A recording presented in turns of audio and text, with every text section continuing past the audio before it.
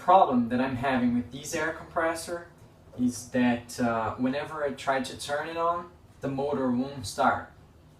Like this.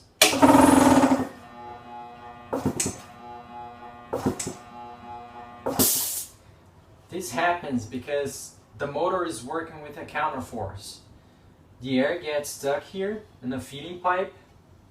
What this pipe does is, it takes the air from the motor head to the tank.